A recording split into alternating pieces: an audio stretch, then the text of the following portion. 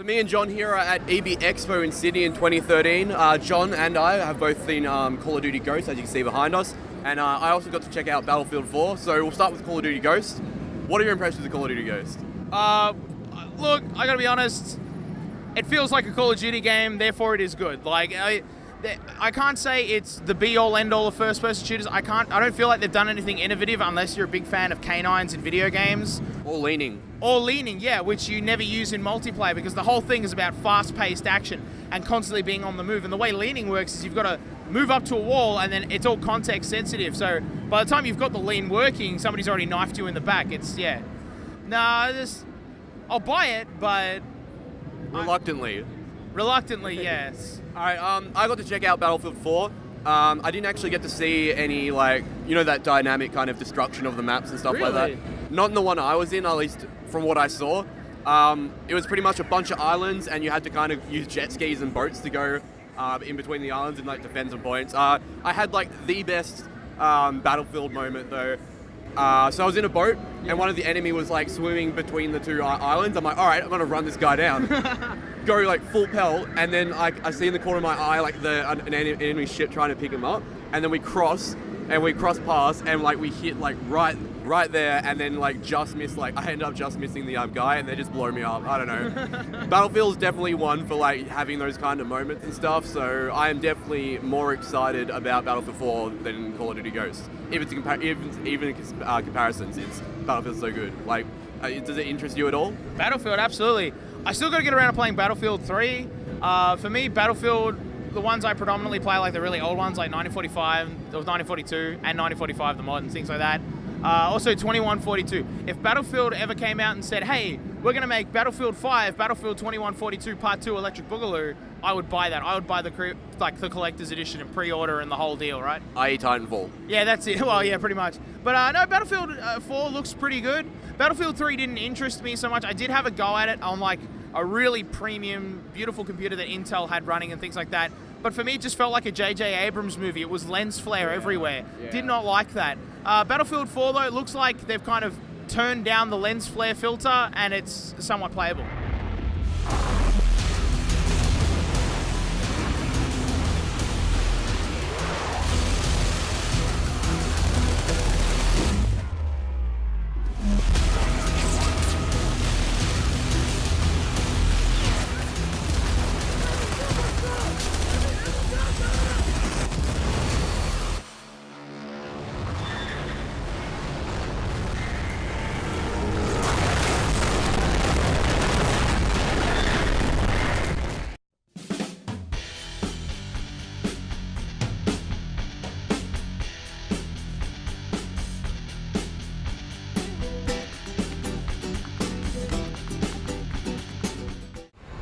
Other units talk about the glowing wretches, but I thought that was just soldiers telling stories. Turns out it's not.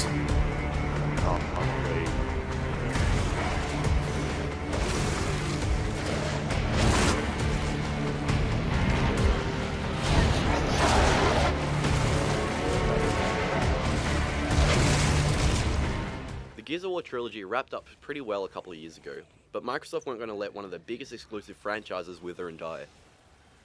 Released earlier this year, Gears of War Judgement acts as a kind of side story to the original series, and just like the games preceding it, adds a lot of changes of varying importance. The question is though, can Gears of War stand with the juggernaut that is the Gears of War franchise?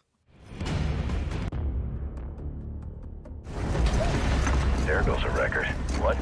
I went from lieutenant to war criminal in less than a week. As you were. Not being part of the trilogy, we don't have the regular group of characters, although we start with Baird and Cole, personally my least and most favourite characters of the series respectively, and newcomers Sophia Hendrick and Garen Paddock. The story is told through each character's recollection of a particular set of events while on trial for treason. This is true for gameplay as well. During the missions, the specific character who is retelling their part of the story will narrate what's happening or is about to happen. Dust in our faces, dust in our eyes, dust in our guns. The grubs knew we were in trouble, so they came in close for the kill. What bothers me the most about Gears of War Judgement is that it looks like an expansion of Gears of War 3. Even the menus look exactly the same. Further to this, the game is presented as a more arcadey title. Campaign missions are broken into sections, and you are scored for the amount of kills and other actions you do.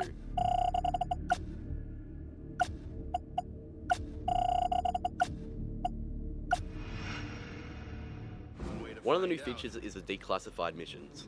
During each section of a mission, you'll find a large cog symbol. Interacting with it will add particular modifiers for the next level, which vary up gameplay a lot and help you rack up a higher score. The best part of this game is the way the characters will narrate and justify each one of them. If a declassified mission states you only need to use shotguns, one of the characters will say how they had a hard time finding ammo in their regular tough guy or girl grizzly voice. Somehow, some of the locusts had gotten behind us. We wouldn't last long in the middle.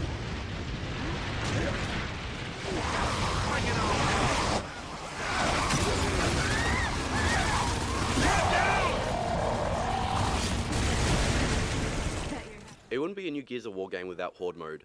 It's had a little bit of an overhaul since its inception in Gears of War 2. Each person now chooses the class to play before spawning.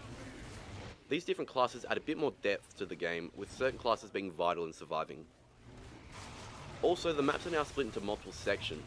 Once you have lost one point, you're pushed back until you get to the final point in the map, where failure to defend that point will cause the game over.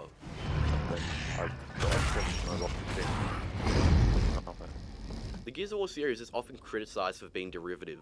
However, Gears of War Judgement seems to be the most different and risk-taking yet in terms of gameplay. Although the original trilogy may have ended, fans will still find Gears of War familiar, but interesting and enjoyable. Just don't expect the next big thing in the franchise. Oh, great! Just great!